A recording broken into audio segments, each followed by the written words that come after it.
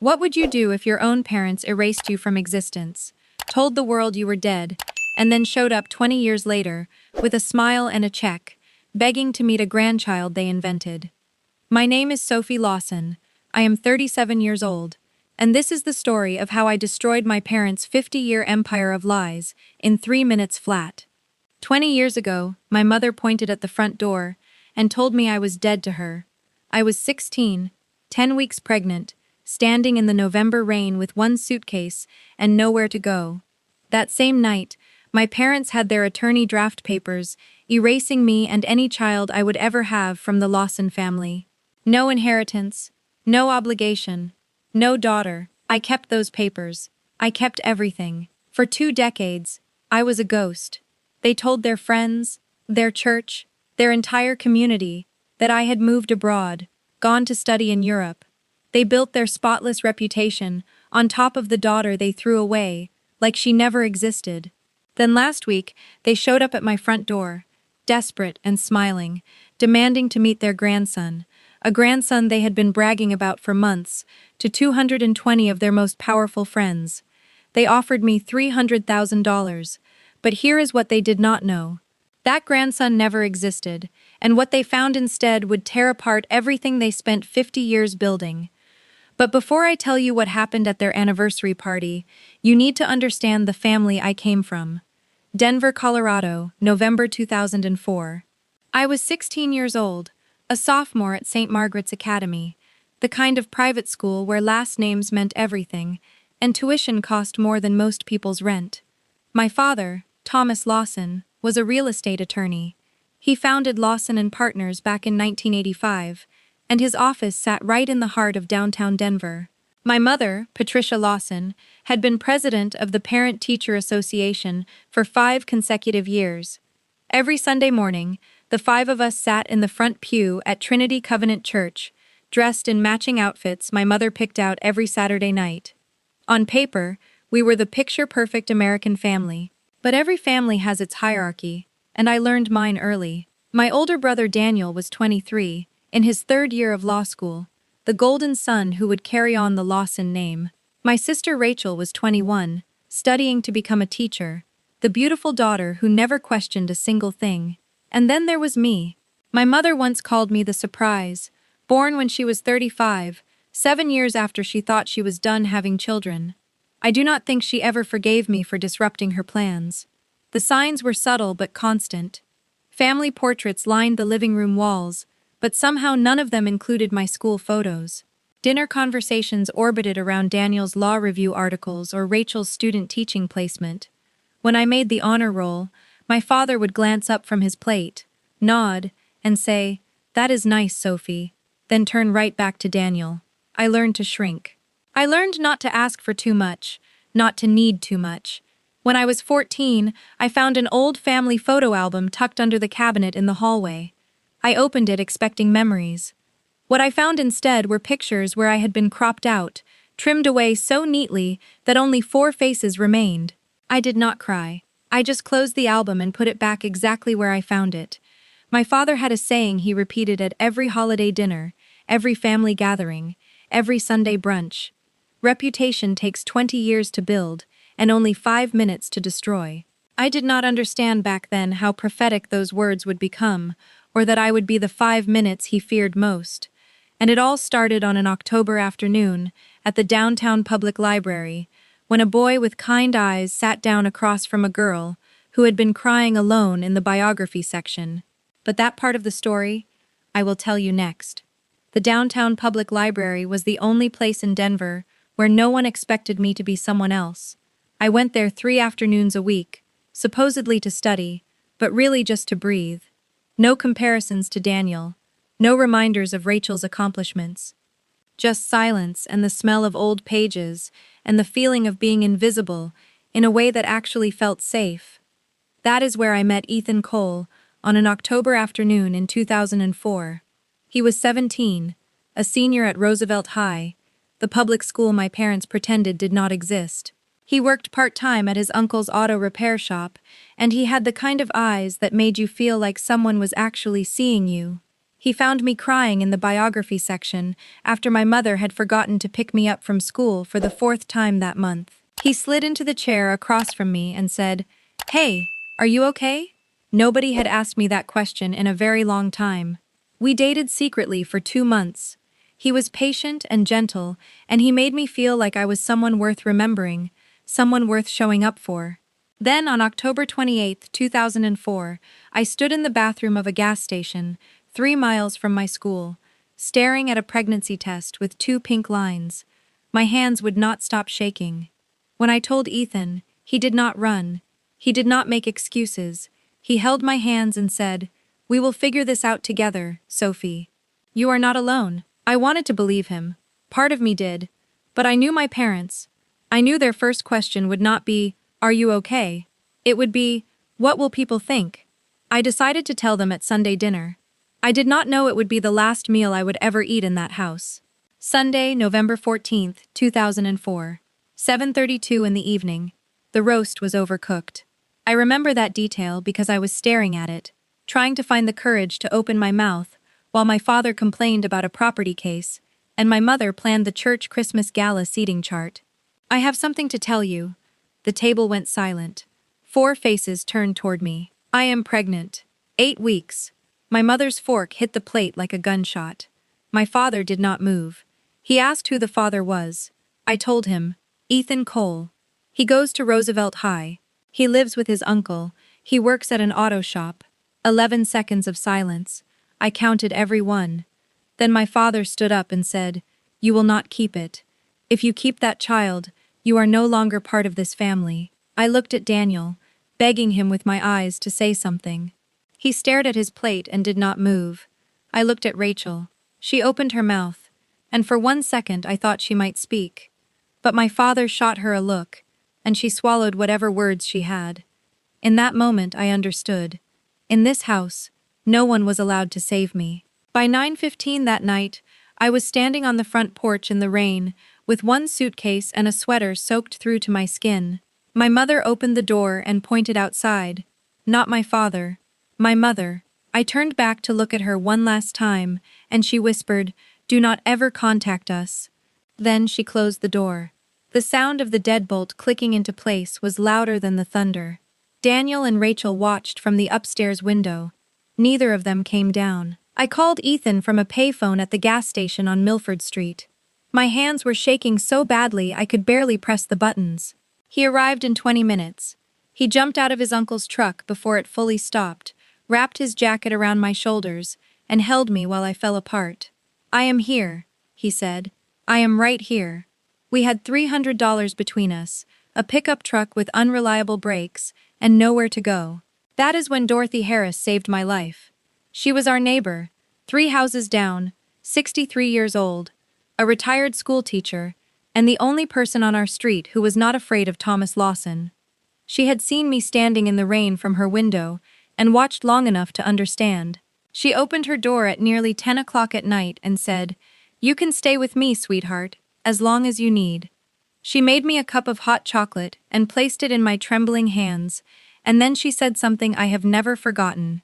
"You did not lose everything tonight. You only lost the people who did not deserve to keep you."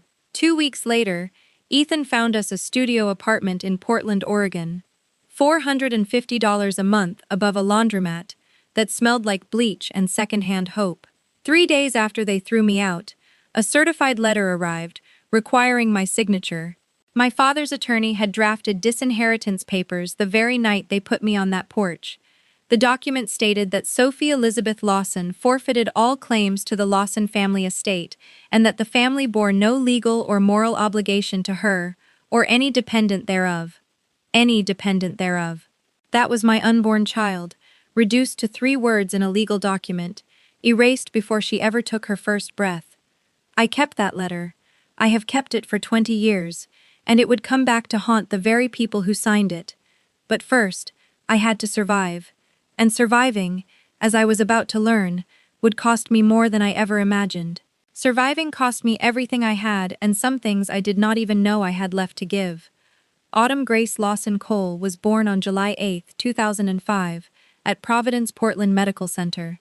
7 pounds 6 ounces, 10 fingers, 10 toes, her father's brown eyes and my stubborn chin. She came into the world screaming, and I remember looking down at her tiny red face and thinking, "Good, scream loud, baby girl. Do not ever let anyone make you small." I sent my parents a birth announcement the week she was born. No response.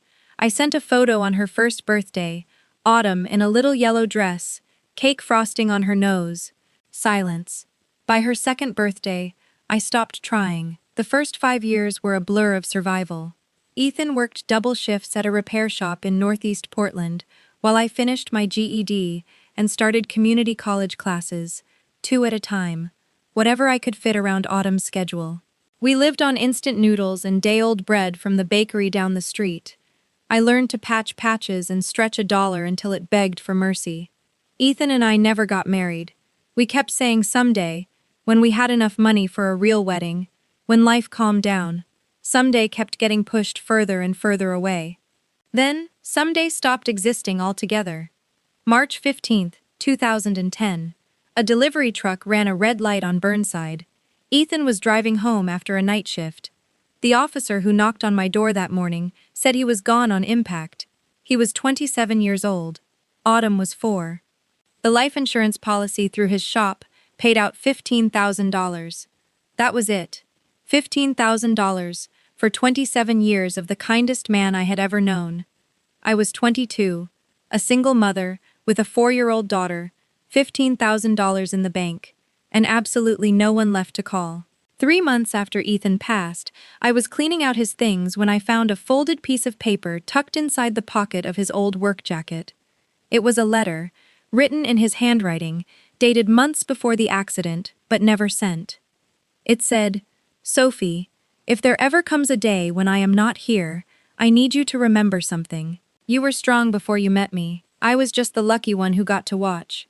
I folded that letter and placed it in the fireproof lockbox next to the disinheritance papers. The 2 most important documents of my life, side by side. One that tried to erase me, and one that reminded me I could not be erased. I could have given up then. I did not. While Ethan was alive, I had started doing small interior design projects, decorating apartments for neighbors, staging homes for real estate agents who were willing to take a chance on a young mother with no credentials. After he died, I threw myself into that work because it was the only thing keeping me breathing. Some nights I worked so late that Autumn would fall asleep in a folding cot behind the counter of a coffee shop because I could not afford childcare. One night she woke up, looked at me with those big brown eyes, and asked, "Mommy, how come I do not have grandparents like the other kids?" I held her tight, swallowed the tears, and said, "Because sometimes grown-ups make wrong choices, and that is never your fault." In 2012, I met Catherine Blake at a design workshop at Portland Community College. She was 53, recently retired as creative director of a major firm, and looking for someone to mentor. She reviewed my portfolio and said, "You have talent, raw, unpolished, but real. Let me help you shape it." In 2014, with Catherine's guidance and a $55,000 small business loan that took me 3 attempts to secure, I founded Haven Design Studio. Our first office was a converted supply closet in a shared workspace. By 2018, I had 10 employees and $1.4 million in annual revenue. In 2022, Portland Monthly Magazine ran a feature story on me, from teen mom to design CEO. I told the journalist everything: the pregnancy at 16, being cut off, losing Ethan, building a business from nothing. Everything except my parents' names. Not to protect them, to protect Autumn from anyone who might try to connect her to people who never wanted her to exist. By 2024, Haven Design Studio had 25 employees. Annual revenue, $4.8 million. A corner office overlooking the Pearl District.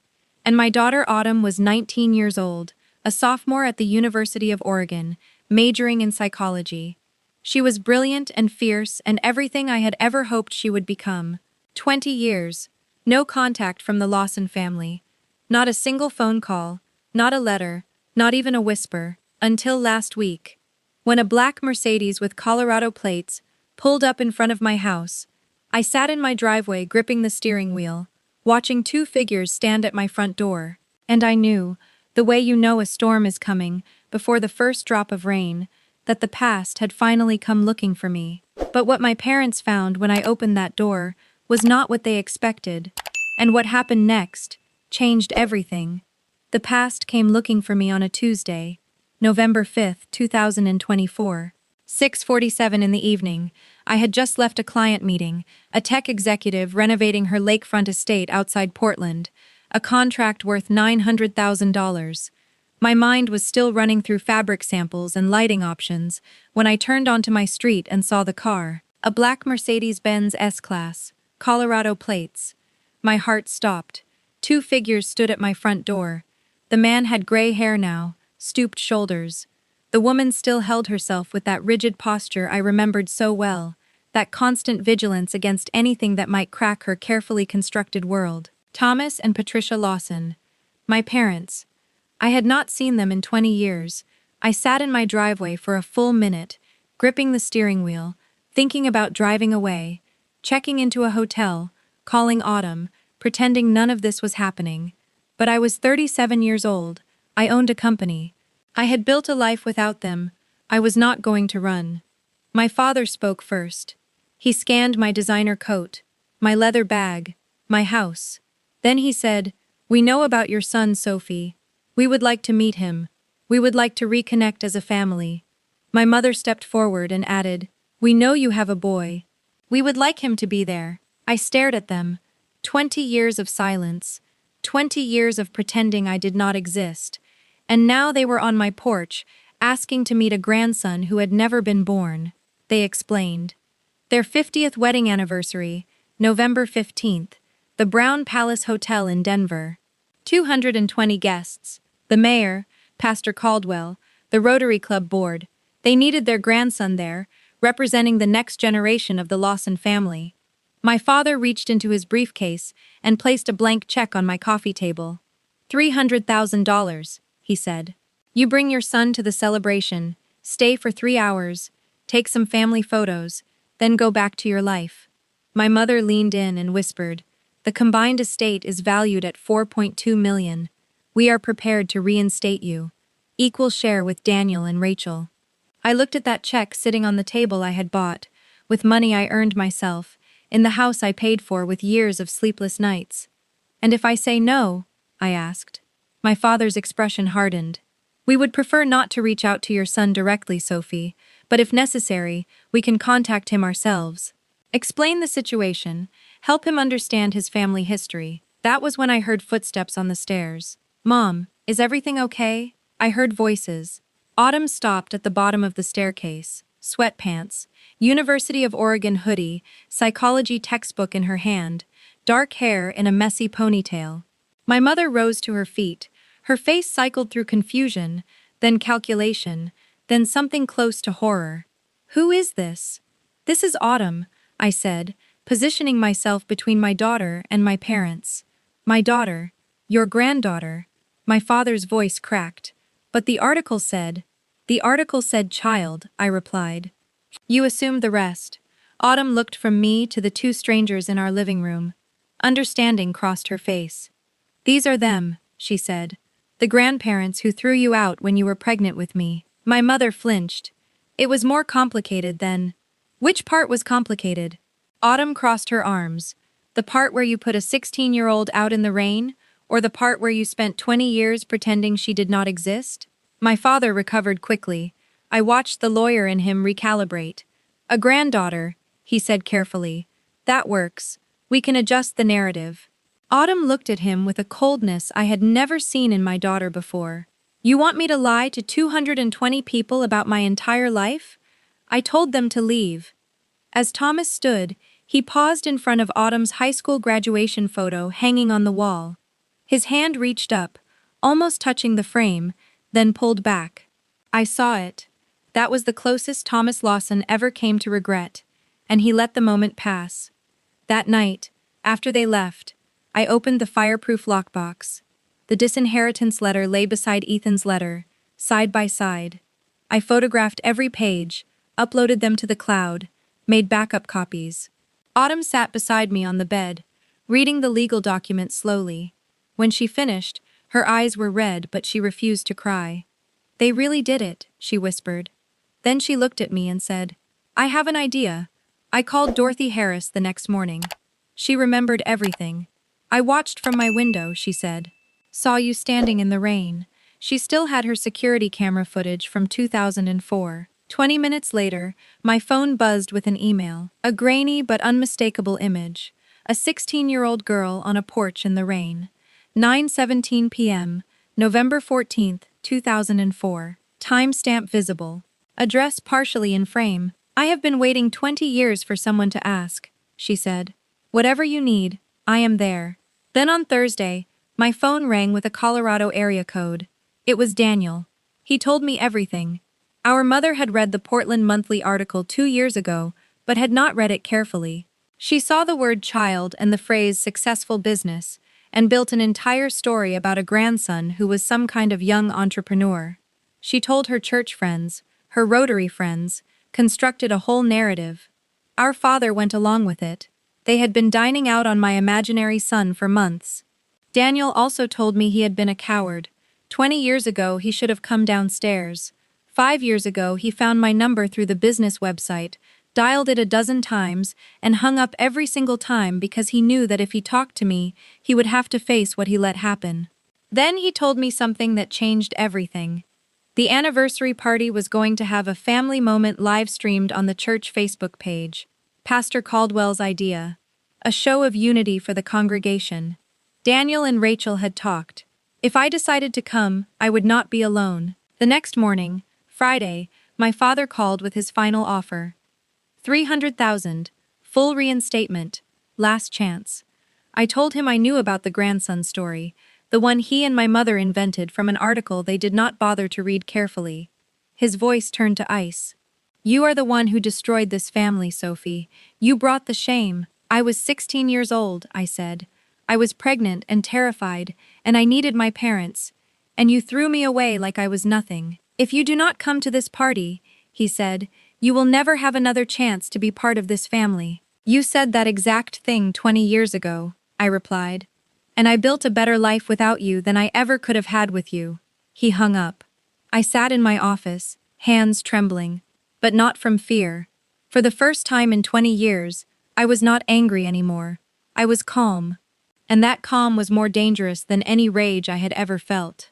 That evening, I sat at my dining table with Autumn and Catherine Blake.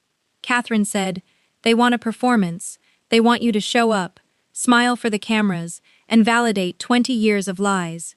"I am going to that party," I said. "Not to give them what they want, to give myself what I need. I am going to tell the truth on their stage, in front of their guests, during their precious live stream." Autumn looked at me and said, "I am coming with you. They need to see who I really am. Not their imaginary grandson. Me." I called Daniel that night. "Your offer to stand with me, does it still hold?"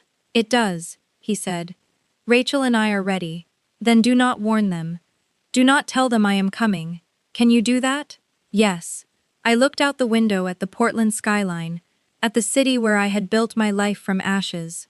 1 week, 220 guests, 1 live stream, and 20 years of truth waiting to be spoken. In 1 week, I was going to show my parents what family really means. Saturday, November 15th, 2024, 6:47 in the evening. The Crystal Ballroom at the Brown Palace Hotel was everything my parents would have chosen. Chandeliers dripping crystal light across white tablecloths starched to perfection. Flower arrangements that probably cost more than my first month's rent in Portland. 220 guests in formal attire, clutching champagne flutes and making small talk about golf handicaps and investment portfolios. I stood at the entrance with Autumn beside me. She wore a navy blue dress, simple and elegant. I had chosen black, professional, understated, impossible to ignore. "You okay?" she whispered. "I am about to walk into my parents' 50th anniversary party and tell 220 people they have been living inside a lie for 20 years. I squeezed her hand. "I am terrified." "That is not what I asked." I looked at her. This fierce young woman who had grown up knowing her grandparents, tried to erase her, and chose strength instead of bitterness. "Yeah," I said. "I am okay." We walked in. On the stage at the far end, my father had already begun his speech. 50 years of marriage has taught me that family is everything, he said into the microphone, his voice amplified across the ballroom, captured by the live stream camera. Patricia and I have built our lives around that principle. Our children, our community, our faith. The Facebook Live comments were scrolling. Beautiful couple. God bless the Lawson family. What an inspiration. My mother saw me first. Her champagne smile froze. She gripped my father's arm. He followed her gaze and stopped mid-sentence. Heads began turning. Someone near the back whispered, "That is her, from the magazine." Someone else said, "That is Thomas's daughter. I thought she was in Europe." I started walking toward the stage. The crowd parted. Not dramatically. This was not a movie. But people stepped aside, sensing something was coming. Autumn walked beside me, chin high, steps steady. I climbed the 3 steps to the platform. My father reached for the microphone. I stepped to the side, held it firmly, and looked him straight in the eyes. 220 people watching. He let go. Because grabbing a microphone from his own daughter on a live stream would look worse than anything I could possibly say. "Hello everyone," I said. "My name is Sophie Lawson. For those of you who do not know me, and most of you do not, I am Thomas and Patricia's youngest daughter. The one they told you moved to Europe 20 years ago." The silence in that ballroom was absolute. "I did not go to Europe," I continued. "On November 14, 2004, my parents discovered I was pregnant at 16. That same night, they put me out of their house in the rain. They had their lawyer draft papers disowning me. They told me I was dead to them. I held up the notarized letter, close enough for the camera to capture every word. This document states that I forfeit all inheritance rights and that the Lawson family bears no obligation to me, or, I quote, any dependent thereof. That dependent is my daughter Autumn." I pointed to where she stood at the edge of the stage. "Your granddaughter. Not the grandson you have been telling your friends about for months. He does not exist. You invented him from a magazine article you did not read carefully." A woman in the middle of the room stood up. "Eleanor Mitchell, my mother's closest friend for 30 years. Patricia," she said, her voice shaking, "you told me Sophie was living in London. You told me your grandson was studying at Oxford. 30 years of friendship and all of it was a lie?" My mother could not answer. Daniel stepped onto the stage, then Rachel. They stood beside me. "She is telling the truth," Daniel said, his voice carrying across the room. Rachel and I were there that night. We watched from the upstairs window while our parents put our 16-year-old sister out in the rain. We never said anything. That was our failure. Pastor Caldwell stepped forward. "Thomas, is what your daughter saying true?" My father looked out at the crowd, at the mayor, the Rotary board members, the church elders who had respected him for decades. I watched him search for words, try to find an angle, calculate a way to spin this into something acceptable. He could not find one. "It was a difficult time," he finally said. "We made decisions that—" I kept my voice steady. "You threw me out because I was pregnant, because your reputation mattered more than your own child." My mother began to cry. It was only the second time I had ever seen Patricia Lawson cry. The first was at her own mother's funeral. Dorothy Harris stood from the back row, her chin lifted. "I watched that child stand in the rain for 10 minutes before she walked away," she said. "I gave her a place to sleep that night. The Lawson family never once asked where she went." Then Autumn climbed onto the stage and took my hand. "I am Autumn," she said into the microphone. "The granddaughter they never wanted. I am 19 years old. I have known my whole life that my grandparents chose their reputation over my mother and over me." She looked directly at Thomas and Patricia. "You could have known me. You could have been at my birthday parties, my school plays, my graduation." Her voice cracked but did not break. "You chose not to, and now you do not get to pretend that was ever our fault." At the ballroom door, I turned back one last time. "I am not going to sue you," I said. "I am not going to contest the will or demand money. The papers you signed 20 years ago, I am keeping them as a reminder of who you really are. Not as a weapon. But understand this, if you ever spread lies about me or my daughter again, if you ever try to contact Autumn without her consent, I will make every document I have public. I have the notarized letter. I have time-stamped photos. I have witnesses. And now I have 220 more. Pastor Caldwell's voice cut through the silence. Thomas, Patricia, I think we need to speak privately tonight. Autumn squeezed my hand as we stepped into the November night. The air was cold and clean. Mom, she said quietly, did we do the right thing? We told the truth, I said. We set a boundary. We let them face the consequences of their own choices. I pulled her close. That is not revenge. That is justice. The fallout began within hours. By midnight, the livestream clip had been shared 900 times. By morning, that number tripled. Someone uploaded it to YouTube with the title, Woman Exposes Parents' 20-Year Lie at Anniversary Party. 55,000 views in the first 24 hours. 52 guests left the party within 30 minutes of my departure. Mayor Thornton walked out without saying goodbye. Thomas resigned as church elder the following Monday. The Rotary Club announced a review of membership standards, and his name was specifically mentioned. 8 new clients contacted Haven Design Studio that week, people who connected the magazine article to the video. Hundreds of emails poured into my general inbox, not about design, but about family. Your video made me call my sister for the first time in 10 years. I am a teen mom too, and you gave me hope. Thank you for showing that the best response to people who tried to destroy you is to build something beautiful. Daniel and Rachel visited my home for the first time in 20 years. We talked for 6 hours. Rachel cried when she met Autumn. Their children played in my backyard, while the adults tried to rebuild something from the wreckage. Daniel said, I am sorry. I know it is not enough. I know sorry does not cover 20 years. No, I agreed. It does not. But it is a start. A week after the party, my mother called. Her voice was smaller than I had ever heard it. I am not calling to apologize, she said. I do not know how to apologize for what we did. Then why are you calling? The longest silence.